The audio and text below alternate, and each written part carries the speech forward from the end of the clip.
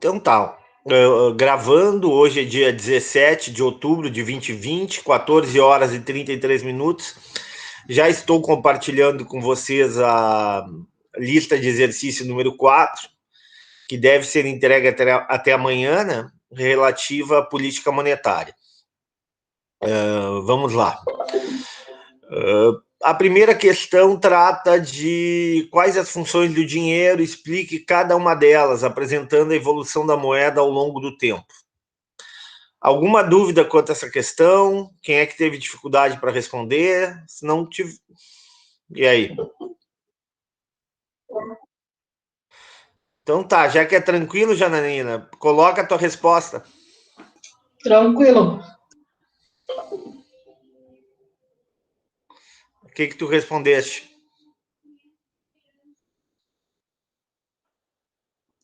Alô? Tá me escutando? Oi, pessoal, estão me escutando? Sim. Tá, quem é que respondeu essa questão? Eu gostaria de uma resposta. Eu posso dizer, professor? Pode, então pode ser tudo, Heraldo. Então, vamos lá. As funções do dinheiro, né? Explique cada uma delas, apresentando a evolução da moeda ao longo do tempo. O dinheiro tem seu desempenho em 4 funções, a saber, né? O meio de troca, reserva de valor, medida de valor e padrão de pagamento deferido no tempo. O meio de troca é a função mais importante que a moeda exerce. Desde os primeiros tempos, né, as mais variadas formas de moeda desempenham essa função, mesmo quando as moedas eram as próprias mercadorias utilizadas no escambo. A reserva de valor diz respeito à moeda como um ativo, tá, que pode ser escolhido para armazenar riqueza. A moeda torna-se um elemento de entesouramento de estoque de riqueza, quando é retirada de circulação. E a medida de valor, ou o denominador comum de valores, por meio do qual os preços dos demais produtos ficam convertidos. Todos esses bens e serviços de uma economia assumem a forma de preço, que é expressa em uma unidade monetária comum.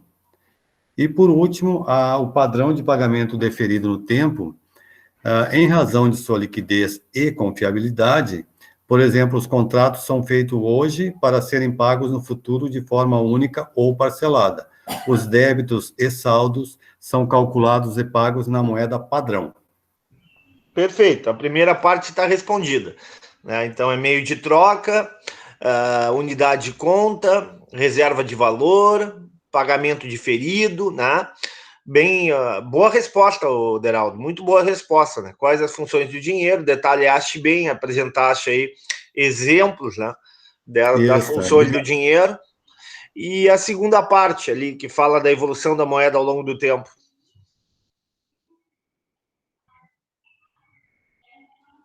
Professor, eu fiz ela bem resumida, assim, juntando as funções e a evolução. Não sei se eu fiz certo. Bom, deixa eu ver a tua resposta. Posso? Pode, claro. Tá, eu coloquei num texto só toda A. Então, eu fiz assim: as moedas e notas diariamente utilizadas para aquisição de bens e serviços são uma invenção recente na história. Uma descoberta que foi um marco histórico. Com o crescimento das famílias, começou a troca de alimentos e produtos entre elas. Mas, com o tempo, houve a necessidade de uma mudança, pois nem sempre se tinha o que queria para fazer as trocas, ou o que o outro tinha a oferecer era aquilo que não precisava naquele momento. Nessa evolução da sociedade surgiu a necessidade de facilitar as trocas. Veio a moeda, servia como elemento intermediário e compensador de processo de troca, para que não precisassem carregar muitas moedas de ouro e prata, surgiu aí a moeda com marcações de valor e nomes ou desenhos dos governantes daquele momento. Por conta dos ladrões nas estradas, os comerciantes começaram a guardar seus dinheiros nas casas de pessoas de confiança, chamavam elas de ourives. Com o tempo, o comprador de mercadorias também fez uso disso e deixava seu dinheiro com ourives. Surgiu aí os recibos, na qual ourives comprovava... é o que guardava ouro, né? Isso. Tá, mas continua. aí o dinheiro também, eles começaram a chamar eles de ourives também. Surgiu aí os recibos, na qual comprovava que a pessoa deixava seu dinheiro ali. Esse dinheiro também tinha a função de pagar serviços feitos para os reis. Esses recibos viraram notas que começou a servir como pagamentos e quem as possuísse poderia trocar por moedas nos ourives, que aí já eram chamadas de banqueiros. E depois, ao longo do tempo, trocou para banqueiros. Portanto, o dinheiro tem a função principal de trocar por algo do seu interesse. Em resumo, foi isso que eu fiz, não sei se está tudo certo. Excelente, Aline, muito bom mesmo, olha. Tá Tanto a tua resposta quanto a do Deraldo, boas, muito boas mesmo. É por aí. Façam a leitura do material que a professora passou, né? Essa lista de exercícios, ela não é muito difícil, né? Então, façam a leitura e depois, né, façam um resumo, né, daquela leitura que vocês tiveram sobre funções da moeda, como eu falei, né?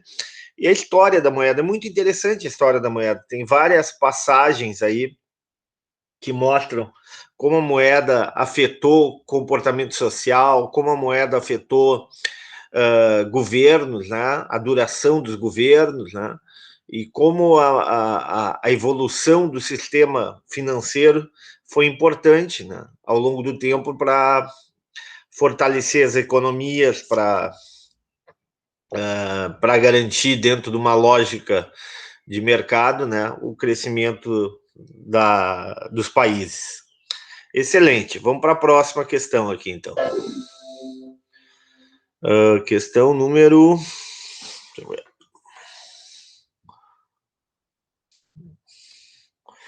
2. Ainda está na 1B, né? O dinheiro tem diversas funções reconhecidas que justificam o desejo de as pessoas o reterem. São as seguintes as suas características: meio de troca, unidade de conta, né? E reserva de valor. Bom, isso já foi comentado acima pelo Deraldo, né? Quase uma repetição. A primeira questão a questão a 1A da 1B, né? Já falamos que meio de troca, né? Facilita as trocas, facilita o comércio, unidade de conta. Tu consegue estabelecer um valor entre as coisas, né? Uma unidade padrão, uma unidade, um denominador comum, né? Por exemplo, quanto é que custa um celular Apple? Custa 6 mil. Quanto é que custa vamos imaginar aí um óculos de sol, R$500. Então, qual é a relação entre o celular Apple, que custa 6 mil, e um óculos de sol? Um celular Apple, na verdade, vale 12 óculos de sol. Ou seja, tu estabelece através da moeda, um denominador comum. Ou seja, tu consegue estabelecer valor, tu consegue estabelecer uma relação de valor entre bens e serviços. Reserva de valor, e aqui faltou aqui o pagamento diferido de preço. Ok, essa aqui já está mais ou menos respondida. Leia os textos da tarefa e apresente as diferentes formas de moeda no mundo atual. Quem é que respondeu essa? Quem quer responder? Sérgio, quer responder, Sérgio? Fizeste essa questão? Boa tarde, tudo bom, Sérgio? Tudo bem? Tudo certo. Eu tinha dúvida na anterior, na realidade, mas essa eu não cheguei a fazer ainda. Na unidade de valor ficou bastante claro a sua explicação. Foi ali que eu até ia perguntar, mas apaguei a minha dúvida. Mas com relação a essa que o senhor fez, não, senhor, ainda não fiz. Tá bem, sem problema. Maura, fizeste?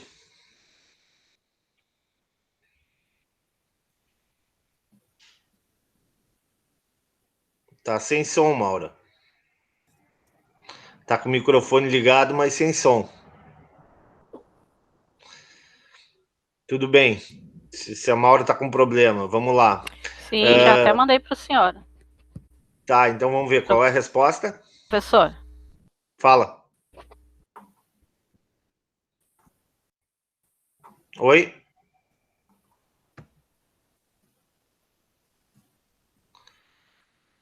Tá. Eu acho que tá com dificuldade. Vamos lá. Juliane, tu tem essa resposta? Quer responder? Oi, professor, eu ainda não tive tempo para fazer, mas Tá. eu estou fazendo. Tudo bem. Bruna, respondeste esta? Agora eu vou ficar te devendo, porque eu não encontrei qual era o texto, e daí eu deixei sem branco. Tô pegando vocês, tô pegando vocês. Ninguém achou o texto. Tô pegando, porque quando é que é para entregar esse trabalho? Até amanhã? Hoje. Sim. Acho que eu não vou dar muita dica, não, hein? Acho que eu vou segurar as dicas. Eu estou em dúvida, qual é a questão mesmo? É a 2? Não, eu tenho feito aqui. A 2? É a 2. Eu posso ler. Não, é a 1C, desculpe. A 1C. 1C. Espera aí que eu já leio aí. Eu acho que tu vai ganhar nota e os outros vão descontar a nota. Fala, Deraldo, pode falar. Tá, então tá. Leia os textos da tarefa e apresente as diferentes formas da moeda no mundo atual, isso? Isso. Vamos lá, então. Atualmente, os tipos de moeda são papel moeda, moeda escritural, moeda nacional, moeda mercadoria e moeda fiduciária, tá certo? Não é por aí, né? Forma de moeda, né? O cartão de crédito é uma forma de moeda. Também, tá. E aí depois eu detalhei cada uma dessas, o que era papel moeda, o que era escritural, mas aí eu acho que nesses detalhamentos aqui aparece cartão, títulos. Hoje em dia tu tem várias formas de moeda, até o cheque, né? É uma forma de pagamento, né? Isso, é. Uma forma de transacionar, Isso aqui embora quando muito detalhe, menos por exemplo, uso, né? Então, professor, eu acho que então essa aí era a opção, é o que eu fiz. Eu tinha 2 opções de resposta, eu não estava sabendo qual era certa. E essa aí que o senhor falou agora, eu acho que é a que eu fiz, primeira, então tá certa. Que eu botei essa aí, atualmente o dinheiro de forma eletrônica. Caso você tenha depositado em uma conta, pode utilizá-la através de crédito e débito, cheques ou transações online. É isso? E por aí. Aliás, agora, essa semana, o governo federal andou lançando o Pix, não sei se vocês viram. Tá? O Pix é uma nova forma de pagamento, né? Não de moeda, mas uma forma de pagamento, de transacionar, né? Através do sistema financeiro, né? Ou seja, o que tu faz? Tu instala no teu computador, no teu celular, esse sistema Pix, né? E a partir daí tu consegue realizar todo tipo de operação, né? Facilita as operações de compra e venda através do e-commerce, né? De depósitos e retiradas da tua conta corrente, né? E tudo isso com a supervisão do Banco Central, né? Por um lado, né, é bom, né? Porque agiliza, né? Torna mais rápido, menos burocratizante, mais fácil as operações, né? O comércio, os negócios, né? E, consequentemente, impacta na economia. Eu já percebi 2 críticas em relação a esse Pix, né? A primeira é com relação ao medo, né, de que o governo controle todas as tuas informações, né, que o governo consiga monitorar todas as tuas decisões de consumo, de compra, venda, de aplicação, né? Ou seja, tu ficaria muito sujeito ao controle do governo. Por um lado é bom, né, porque evita sonegação, evita evasão fiscal, evita negócios que muitas vezes não se justificam, né, com negócios ilegais que movimentam dinheiro, né, e isso pode o dia inteiro fazendo esse troço aqui. identificar mais facilmente essas operações ilegais. A outra crítica que se faz ao Pix, mas aí eu acho assim meio absurdo, mas infelizmente o Brasil é absurdo, né? É a questão da segurança. Por exemplo, tu tem hoje em dia no celular, através do Pix, condições de fazer as mais diferentes transferências de valor, né? Então, o que poderia acontecer, né? Incentivar assalto, incentivar todo tipo de crime, né? Crime cibernético, crime de informática, que o ladrão te pegaria na rua, no teu carro, né? e através do celular, né? Tu, na posse do teu celular, ele te obrigaria a fazer uma transferência de valor quase que automaticamente, né? Ou seja, facilitaria para o ladrão esse tipo de crime, né? Mas, né, a gente também não pode impedir o avanço da tecnologia devido à criminalidade, né? O que a gente tem que fazer não é impedir o avanço da tecnologia, e sim evitar o crime, né?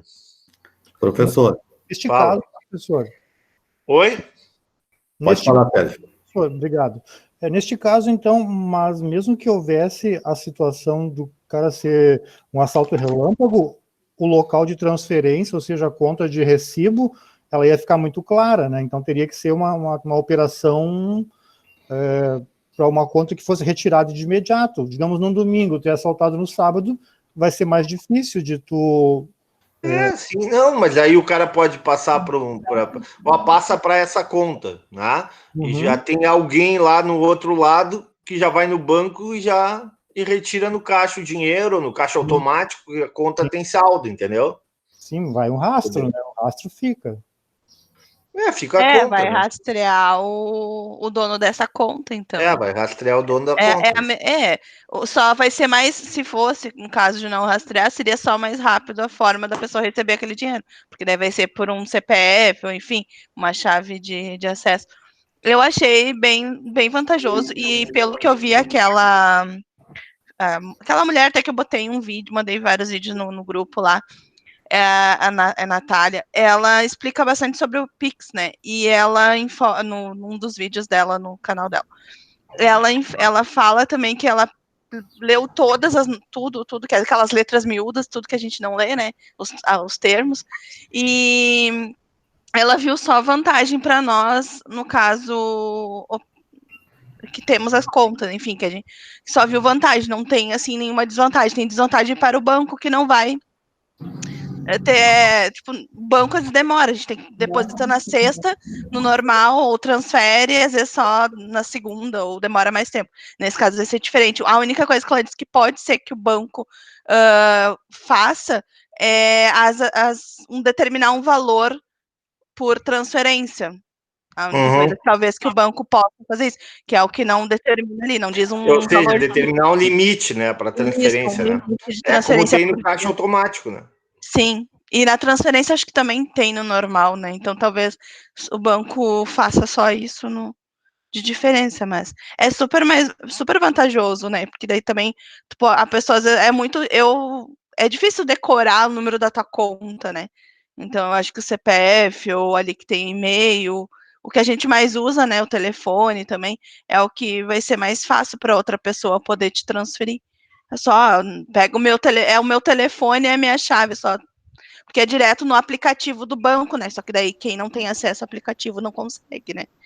Aí vai do jeito tradicional. Mas com o passar do tempo, né? Antigamente, né? As pessoas não tinham quase acesso à conta corrente, era muito difícil, né? Sim.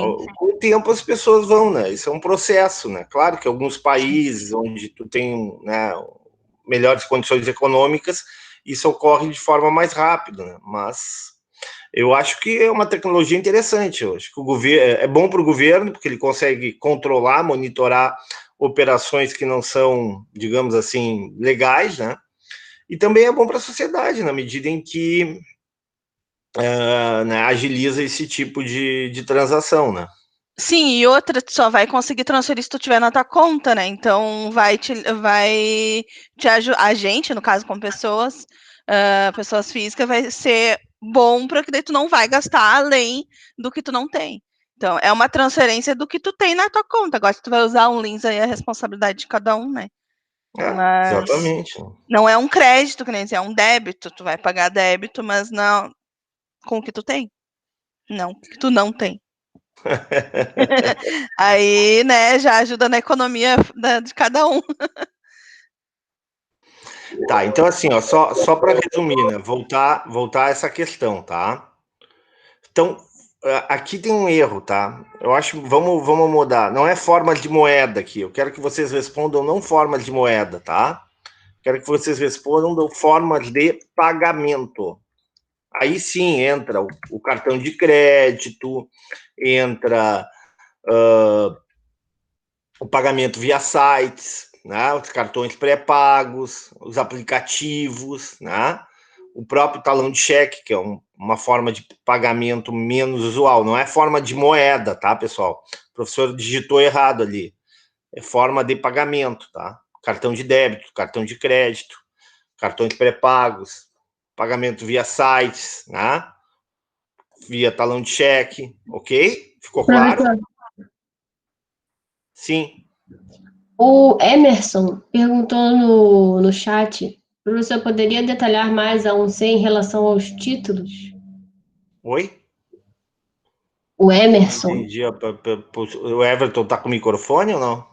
Não, o Emerson perguntou se poderia detalhar mais a 1C em relação aos títulos.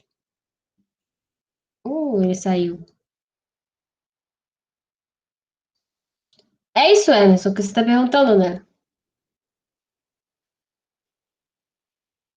Ah, sim.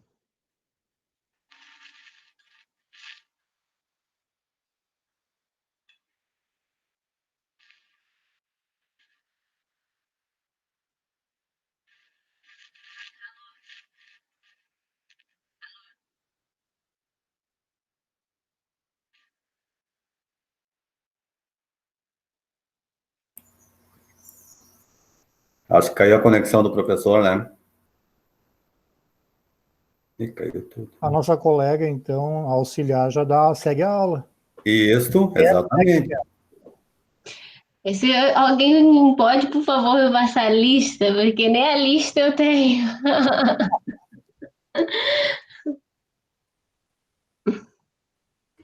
Eu posso te passar pelo WhatsApp, tu quer? Ele já volta. Vamos fazer um pouco de fofoca sobre falar mal do professor. Coitado do Ricardo. Vai saber. Se Vai que envolve no faltou luz, né? negócio, dá 2 aulas por semana e mais exercício, cara, ninguém faz isso mesmo.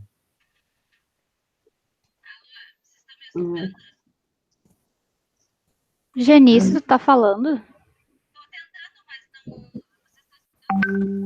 Tá bem baixinho. Bem, mas pensa bem baixinho. Eu acho que se você tá de fone de ouvido, Mas de repente, enquanto o prof não volta, a gente pode conversar entre a gente. Qual era a próxima questão? era de moeda, né? Pelo que eu tinha visto ali.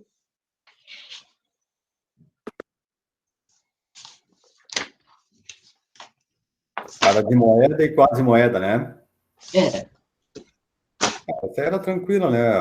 O próprio termo já está definindo, né? A moeda é aquela que tem valor de aquisição de alguma coisa e a quase moeda é aquela que vai ter que ser resgatada para depois ter um valor para consumir um bem ou serviço, né? Uhum. Então, né?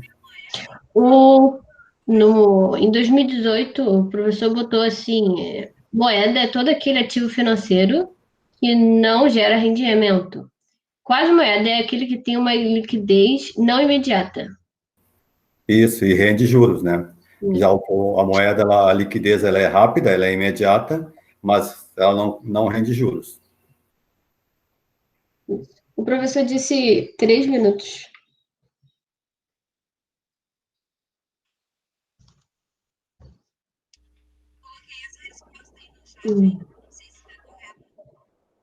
Janice, a gente não consegue te escutar direito. A gente consegue ouvir uma voz, mas a gente não consegue escutar o que você está falando. Talvez seja o seu fone de ouvido.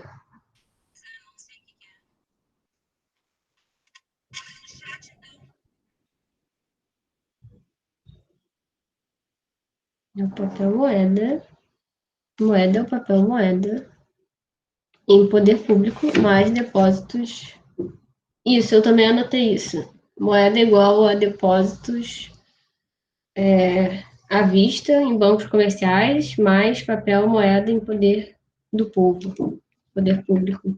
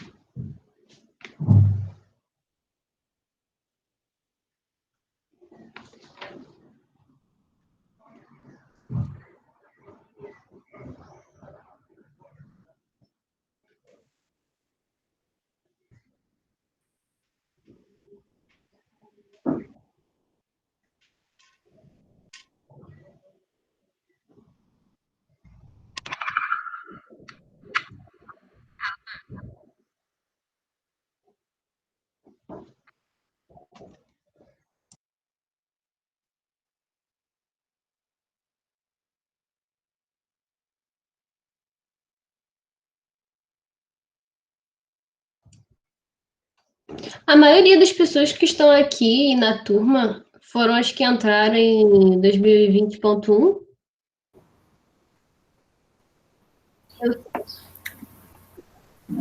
Eu entrei em Eu já 2019. tinha visto já o Geraldo e o Sérgio em outras disciplinas, mas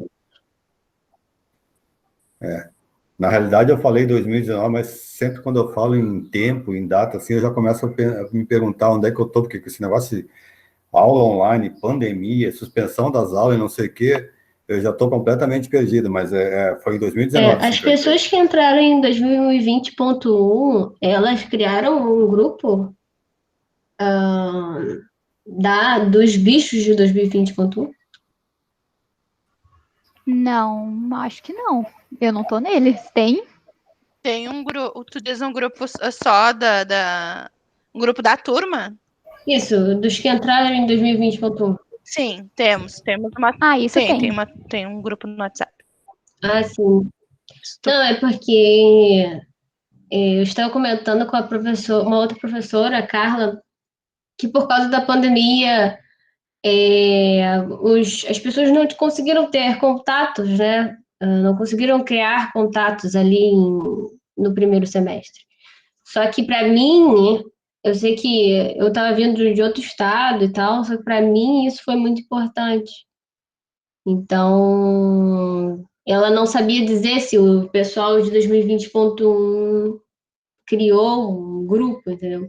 Sim, a gente teve uma semana só presencial.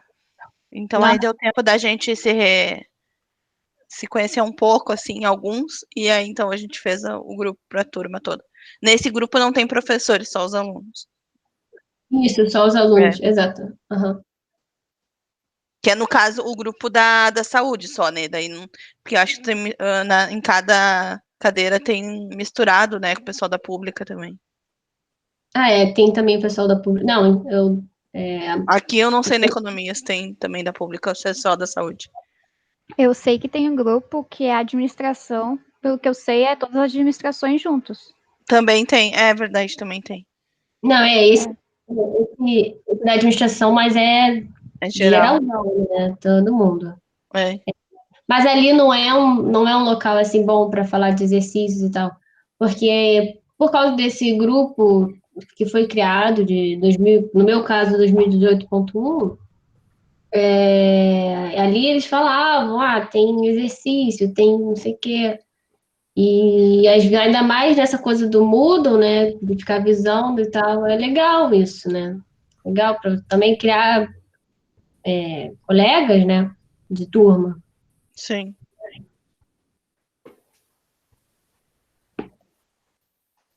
O que a gente tem é esses aí.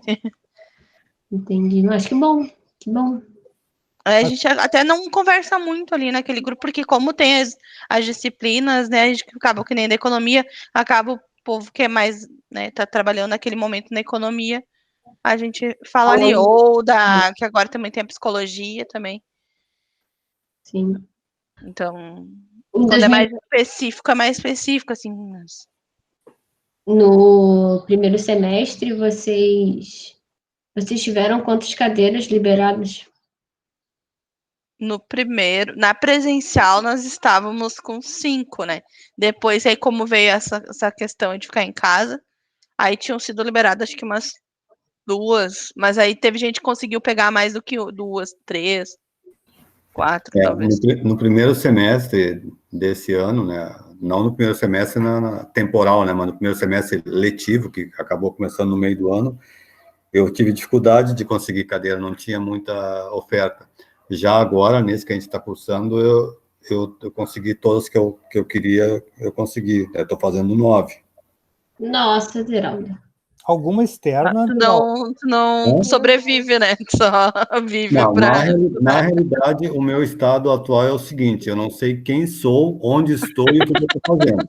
É tipo isso, né? Porque 9, meu Deus. Eu fazendo 4, 2 a mais do que do semestre passado, eu já tô meio perdida, imagina com 9. Mas No primeiro eu tava com 2 só, né? Que daí era o que tinha sido liberado. E eu, não, vamos testar com 2. Agora eu me arrisquei a pegar 3, só que a outra de investigações lá, não sei o quê, é só na última semana de outubro que começa. Também. Tamo junto aí. E aí até deu uma aliviada, assim, tipo, não entrou as 3 juntas. Sim, aí pra mim aliviou muito também, que daí eu tô fazendo 8, né? Sim. 8, olha a diferença. O Geraldo é furtado, isso aí é coisa mas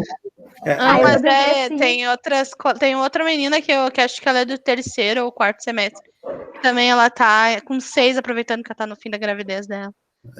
Na realidade tem alguns fatores que, por exemplo, né, eu sou uma pessoa idosa, sou do grupo de risco, evidentemente, eu estou em casa, pensei em, de repente, fazer disso aí mas é muito complicado, tá? Tem muita tarefa, muito trabalho, não é fácil. Então, tem que estar preparado psicologicamente. Ô, Geraldo, tem alguma dia eu quero ter essa vontade de fazer. Ou todas da nossa unidade? Não entendi. Tem algumas de outra unidade que tu faz? Não. Só dessa. Eu fiquei curioso para saber, eu também me matriculei em outras unidades, só que não fechou com os horários. Mas eu gostaria de verificar como é que é o perfil das outras unidades com relação a... Sim, Tem na minha aula, eu acho que na aula de... Não sei se é do nosso professor Ricardo, mas tem uma aula semana de custos, que tem alunos de outras unidades do interior. Eu vi ontem à noite que eu estava comentando. Eu tive uma cadeira que tinha de outras unidades também.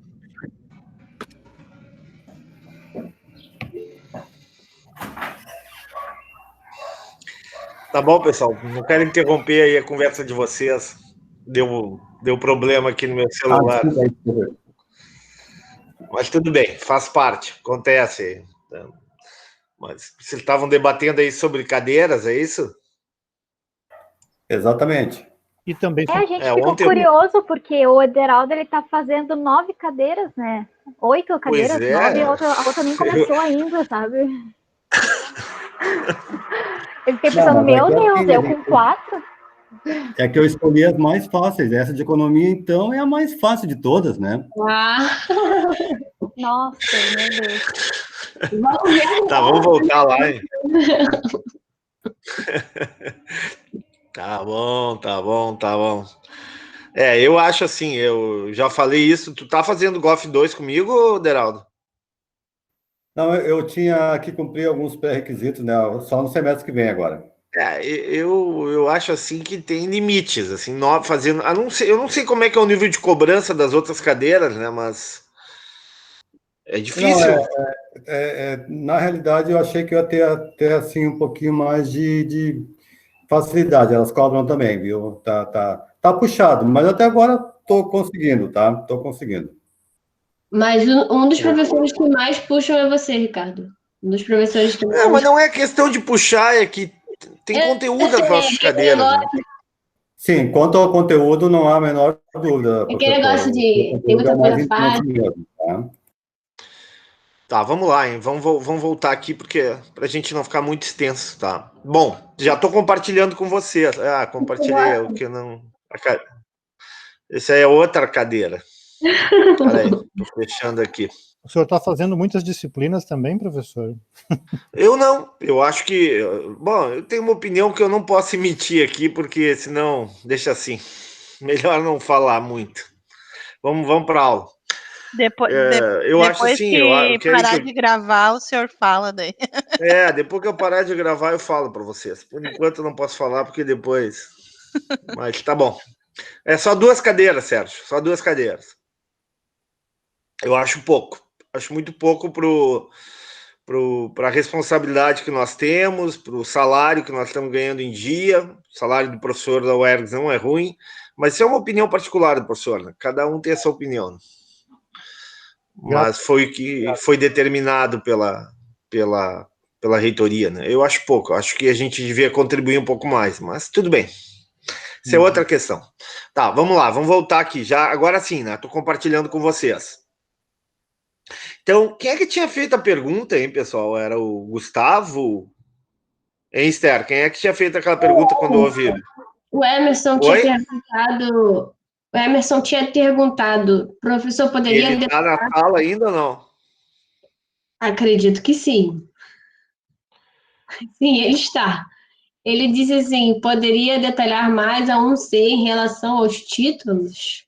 Tá, então vamos lá. Então, a pergunta do Emerson é muito boa. Então, vamos fazer uma pequena síntese de tudo que a gente falou, ok? Então, primeiro, forma de... funções da moeda a gente falou, evolução da moeda a gente falou, forma de moeda a gente falou, que é basicamente papel moeda, moeda escritural, moeda fiduciária, ok?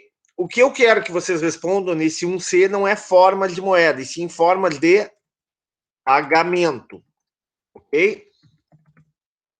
Bom, forma de pagamento a gente também já falou, é o cartão de crédito, é o cartão de débito, é o próprio talão de cheque, é agora o meio eletrônico, né? Tudo isso são formas de pagamento no mundo moderno. A pergunta do Emerson é muito interessante, porque ele quer saber sobre títulos, é isso, né? Bom, títulos é uma moeda, é uma quase moeda. Tá? Se lembram que na última aula que nós tivemos, nós dividimos em dois tipos de moeda. Moeda que tem liquidez absoluta, que seria o papel moeda em poder do público, a moeda em conta corrente, né? O depósitos à vista em conta corrente. Esse é o conceito de moeda. Né? Por quê? Porque tu tem disponibilidade de usar através das diferentes formas de pagamento. Por exemplo, papel moeda, tu simplesmente pode ir diretamente no mercado e fazer a compra, né, que tu deseja. E o dinheiro que tem na tua conta corrente, através das formas de pagamento, através do cartão de débito, do cartão de crédito, né, do talão de cheque, tu consegue também utilizar quase que automaticamente. Então, são chamados de moeda na sua essência, né? Porém, existem as quase moedas, que são os títulos. Né? Os títulos, a caderneta de poupança, um fundo de renda fixa, um fundo de renda variável, um debênture, são inúmeros tipos de quase moedas. O que seriam os títulos? Títulos eles podem ser públicos ou privados. Por exemplo, uma grande empresa pode emitir títulos públicos, títulos privados, desculpe. São chamados de debêntures. Por que uma empresa emite debêntures? Para captar recursos, né? Para comprar equipamentos, comprar máquinas, fazer investimentos. Então, ela pode emitir debêntures no mercado e a pessoa interessada, se confia nessa empresa, pode comprar esses títulos privados. Em troca, vai receber o quê? Vai receber juros e, findado o prazo, 1 ano, 2 anos, 3 anos, depende do título, né? Vai retornar aquele dinheiro para a pessoa. Então, ela vai ter recebido, além de juros, o valor que emprestou para a empresa privada. Porém, existem também os títulos públicos, né? Os títulos do Tesouro, né? Os títulos do governo federal, né? É a mesma lógica, o governo empresta, aliás, o governo emite títulos e em troca, paga juros. Passado algum tempo, a pessoa pode resgatar esses títulos, né? E, além dos juros que recebeu, retornar aquele valor que tinha emprestado para o governo federal, ou seja, retornar aquele dinheiro que tinha emprestado para o setor público. Esse é o conceito de título. Ele pode ser um título público ou um título privado. Porém, ele não é uma moeda, e sim uma quase moeda. Por que é quase moeda? Porque não tem liquidez absoluta, não tem liquidez imediata. Ninguém vai com um título na mão e compra no mercadinho um maço de cigarro, um pão de sanduíche, ou paga o restaurante com o título público. Então, ele é uma quase moeda e não uma moeda. Tá respondido, Emerson?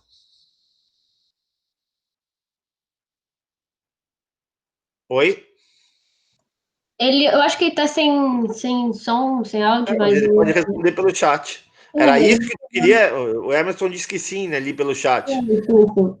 Tá. Você consegue ver o chat, professor? Oi? Você consegue ver o chat? Não, eu até consigo, mas sabe qual é o problema? Que eu fico olhando para... Quando eu compartilho com vocês o arquivo, ao invés de aparecer o que vocês estão vendo aí, vocês estão vendo o rosto do Sérgio e a marquinha de cada um de vocês, não é isso? Eu não, eu só vejo a apresentação. Por isso que é difícil, por isso que eu preciso de ajuda. Tá bom, tá bom. Tá, vamos na 2 ali. Com base na aula online, nas lâminas da aula, responda. Qual a diferença entre moeda e quase moeda? Já está respondido, né? Já falamos agora há pouco. Por que motivos agentes econômicos demandam moeda? O motivo transação, né? Ou seja, as empresas, as pessoas físicas, as famílias, o governo precisam de moeda para negociar, para realizar suas transações. Pelo motivo precaução, né? Porque nem todo tipo de despesa é previsto, nem todo tipo de despesa é previsível, né? E pelo motivo especulação, que foi aquele motivo que eu falei em aula, né? Definido pelo economista John Maynard Keynes, né? Que fala que as pessoas muitas vezes especulam moeda, demandam moeda, simplesmente para especular, ou seja, aplicar esse dinheiro no mercado financeiro e obter vantagens financeiras.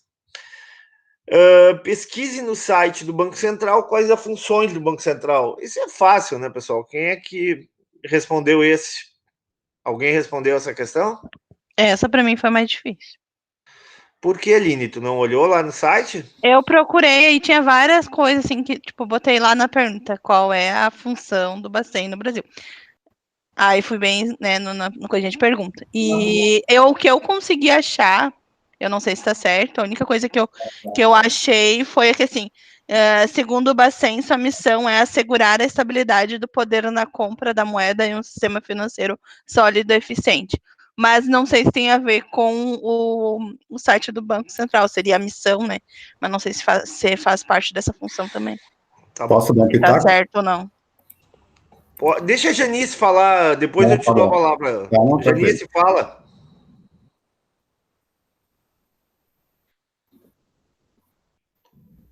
Quer falar, Janice? Ela escreveu, professor. Ela escreveu, eu vi, mas... tá. Não sei se ela tá com fone. Vai, Deraldo. Vamos ver, tá? O Banco Central do Brasil é responsável por regular e supervisionar todo o sistema financeiro nacional. Sua missão é assegurar a estabilidade do poder de compra da moeda e um sistema financeiro sólido e eficiente. Atua fortemente no controle da inflação, e aí consta lá no site a seguinte expressão: assegurar a estabilidade do poder de compra da moeda e sistema financeiro sólido e eficiente. Isso é o que consta no site.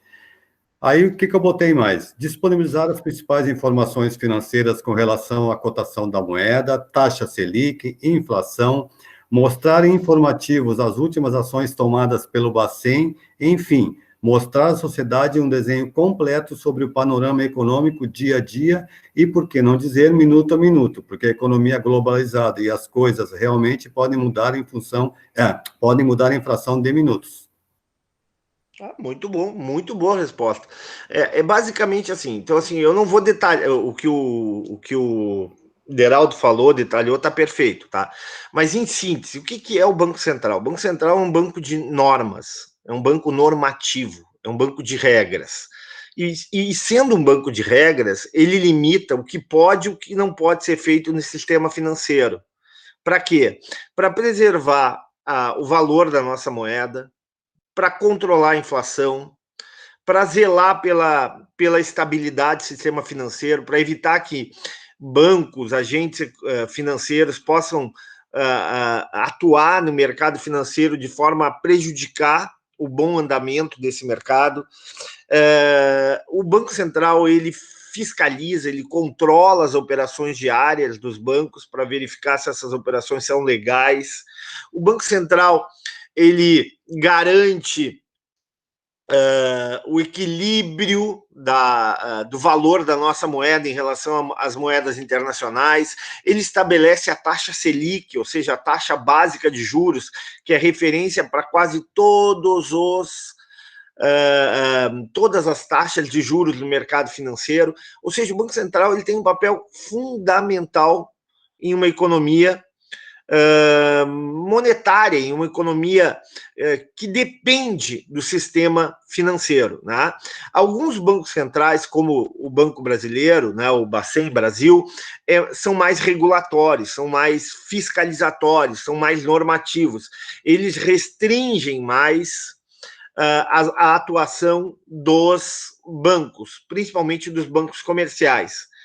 Alguns outros bancos centrais do mundo, em especial o Banco Central dos Estados Unidos, que é chamado de Federal Reserve Bank, né? FED, Fed, a sigla em inglês, FED, e o Banco Central americano é o seguinte: o Banco Central americano tem um histórico um pouco diferente do Banco Central brasileiro. Por ser um banco central de um país mais liberal economicamente, né, ele é menos regulador, ele é menos normativo, ele dá mais liberdade para que os agentes financeiros, bancos possam atuar. Tem o lado bom e tem o lado ruim. A vantagem é que tu gera mais competição, gera mais concorrência, né? Tu tem um maior número de bancos atuando, tu tem maior disputa por clientes e, por consequência, o custo do serviço é menor, né? É mais barato, né? Tu tem um sistema financeiro mais aberto, capilarizado, né? Menos concentrado. Já no Brasil, mas o lado negativo de ter esse tipo de menos norma, menos regulamento, é que está mais sujeito a uma quebra maior dos bancos, a crises do sistema bancário mais seguidas, né? Essa é a desvantagem de ter o sistema americano. No caso do Brasil, a grande vantagem é que, como o nosso banco central é muito normativo, é muito regulador, dificilmente nós temos uma crise financeira. São pouquíssimos bancos que quebram no Brasil. Aliás, os bancos no Brasil, ao contrário de quebrar, eles crescem e cada vez aumentam mais. E um pouco se explica justamente por essa ação do Banco Central, né? Por ele ser muito regulador, por ele ser muito normativo, a competição é pequena, a concorrência é pequena. Então, os grandes bancos, né, 4, 5, 6 bancos que dominam o mercado, 80%, 90% do mercado, é Bradesco, é Itaú, é Santander, Banco do Brasil, né? Basicamente esses 4 dominam 80% do mercado. E isso gera o quê? Gera pouca competição e, por consequência, um oligopólio no sistema financeiro, de tal forma que esses bancos conseguem estabelecer margens de lucro maior, né? E, consequentemente, taxa de juros mais altas. Esse é o lado ruim. O lado bom é que o sistema financeiro fica mais sólido, né? Fica menos sujeito a quebras e a problemas decorrentes de uma grande competição, onde há livre entrada de novos concorrentes, mas também a grande saída daquelas empresas, daqueles bancos que não atuam de forma competitiva.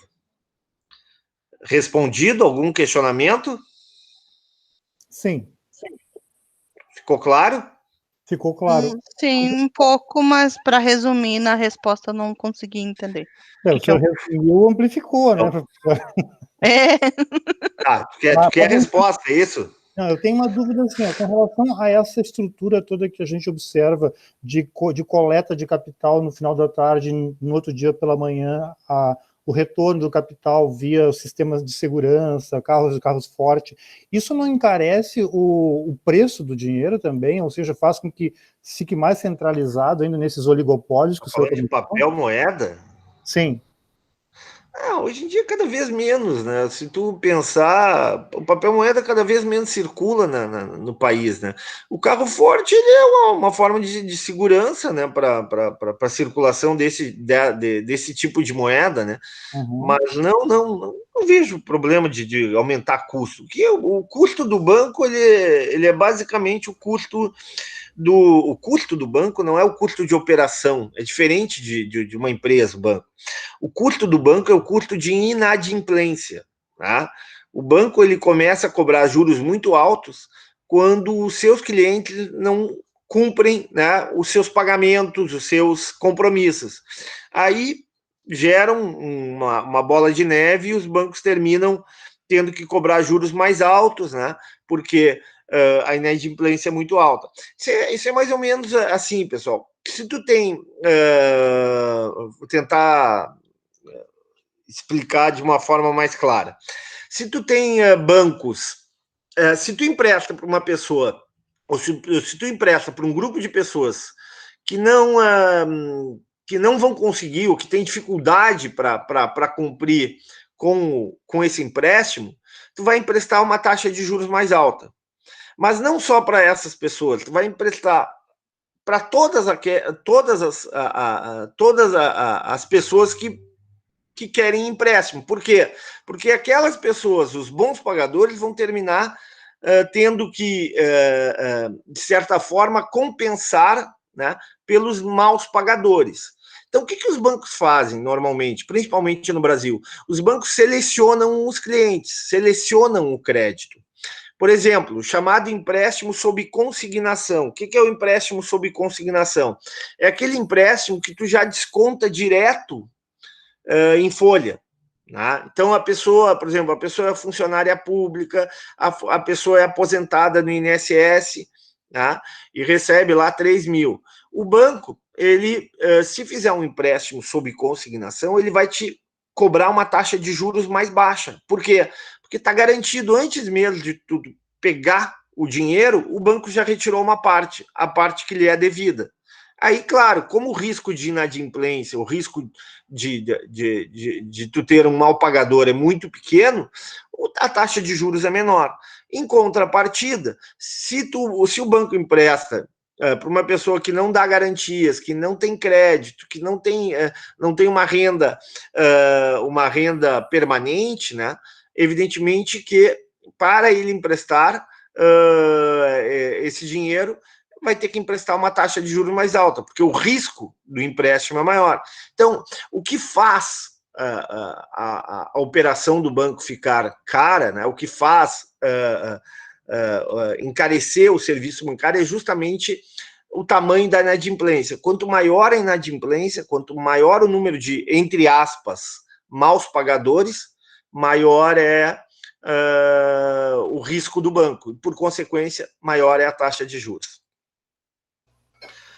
Ok, mas a Aline perguntou, ainda não respondi, né? Então, Aline, rapidamente, o que é as funções do Banco Central? Zelar pela estabilidade do sistema financeiro, auditar e fiscalizar os bancos, normatizar, estabelecer regras e normas para a operação do sistema financeiro, zelar pela soberania da nossa moeda, pela estabilidade da nossa moeda, controlar a inflação, que mais?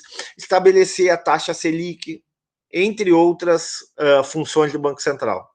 Ok, Aline? Ok, muito obrigada. Era isso que tu queria? Sim. Tá. Vamos lá. Então tá. E aqui a última questão, hoje foi um pouquinho conturbada a coisa. Pesquise no site do Banco Central e da Caixa Econômica Federal suas atividades e destaque as principais diferenças entre essas duas instituições. Alguém respondeu essa? Hein? Estou perguntando. Se o senhor está perguntando, eu respondo que sim. Eu vou fazer o seguinte, agora na próxima avaliação, eu vou somar a nota de todos os outros, vou dar, em vez de eu dar 100 para ti, eu vou te dar 1000, e para os outros, tu sabe qual é a nota que eu vou dar, né? Não faça isso, eu vou ficar com raiva de mim daí. Vai, responde. Ninguém mais, não, só para... Não tem problema, pessoal, eu não fico bravo, né? Até mesmo porque tem prova, quem vai determinar o resultado de vocês é a prova. Mais alguém fez essa questão? A Genice fez. Bárbara, então responde, Bárbara. Isso. Depois eu te dou a palavra, Deraldo. Um minutinho, então, peraí, só para eu abrir ali o arquivo. Fala, guria.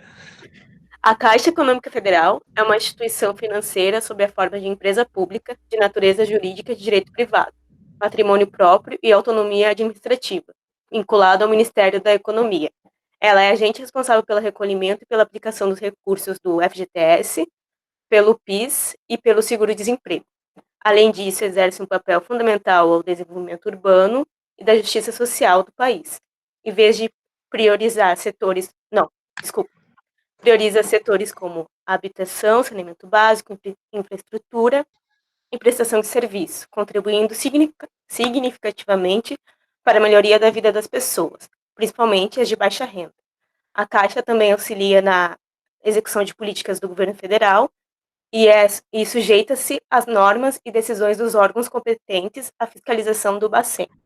Entre as autorizações dadas a ela estão a oferta de crédito ao consumidor, linhas de financiamento de bens de consumo, penhor e ainda tem monopólio das operações da Loteria Federal. Já o Banco Central do Brasil... Tá, vamos parar um pouquinho, depois tu termina a segunda parte. Excelente a tua resposta, bem detalhada. Mas assim, eu vou tentar fazer uma síntese do que tu falaste. Parabéns, Bárbara. Tá, é assim, o que é a Caixa? É diferente do Banco do Brasil, pessoal. A Caixa, por exemplo, não é uma empresa de capital aberto. A Caixa não tem ações no mercado.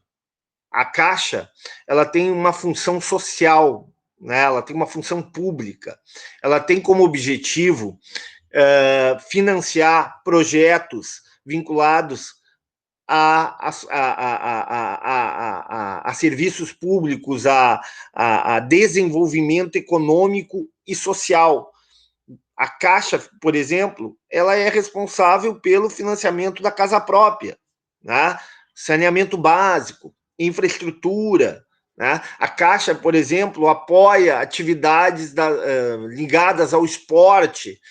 Boa parte dos recursos arrecadados através de loteria, a Caixa tem um monopólio das loterias federais. Aliás, hoje em dia não existe mais loteria estadual, né? Só existe loteria federal. Então, a Caixa ela tem um papel completamente diferente do Banco do Brasil, né? O Banco do Brasil é uma sociedade mista, né? Uma sociedade mista de capital aberto, tem ações no mercado, tem proprietários que não são apenas o governo. A Caixa, tu não compra ação da Caixa. A Caixa é 100% do governo, né? Ela tem uma relevância no desenvolvimento econômico, social, cultural, educacional, né? Então, são coisas distintas. Não dá para fundir a Caixa e o Banco do Brasil em um só, porque cada um tem uma função específica. O Banco do Brasil, por exemplo, é responsável pelo crédito agrícola, né, pelo setor produtivo. A Caixa não tem essa função tão vinculada à atividade produtiva. Ela está muito mais vinculada a políticas públicas, políticas de financiamento de serviços para o público em geral. Pode continuar agora, Bárbara. Eu? Não, depois que... Não, a Bárbara, segunda parte. É que ficou grande as minhas respostas, mas tudo bem, tá. O Banco Central do Brasil é uma autarquia responsável diretamente pelas políticas monetárias do país, sendo a principal autoridade monetária.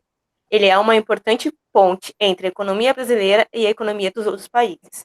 Por isso, suas decisões e alinhamentos também são pensados de acordo com as demandas dos outros bancos centrais, conforme a estratégia de relações internacionais do país.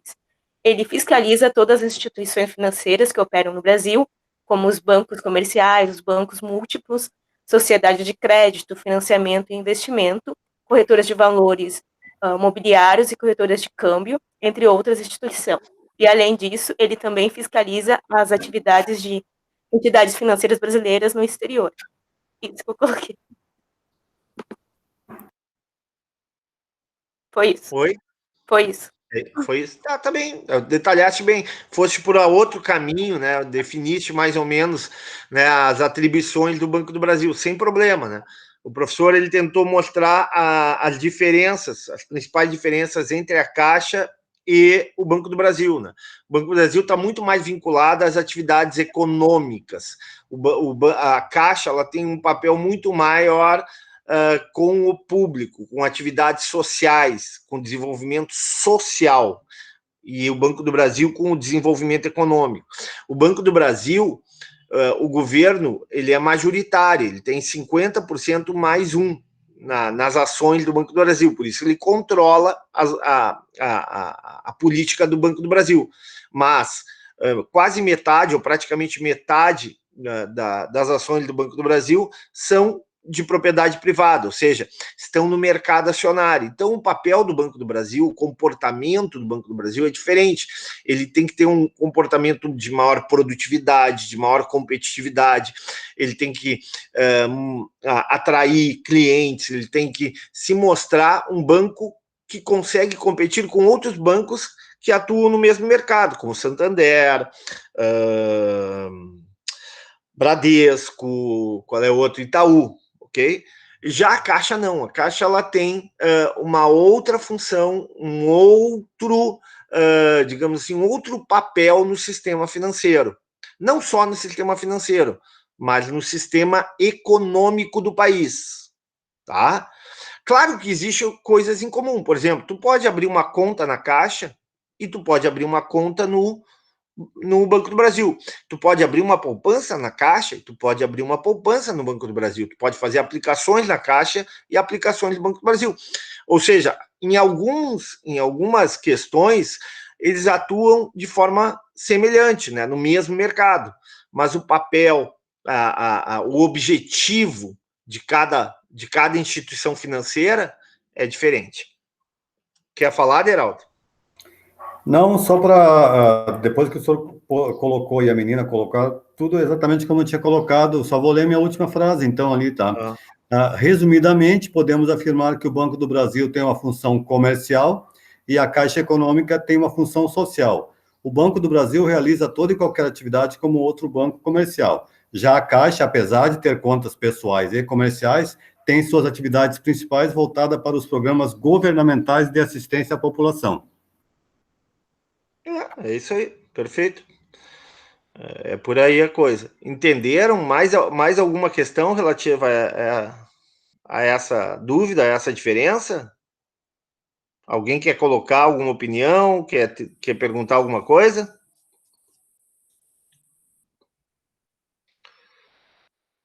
Ok, então acho que é isso, pessoal. A aula de hoje é isso. Agradeço vocês. Vou interromper aqui a gravação. Boa tarde a todos. Bom final de semana.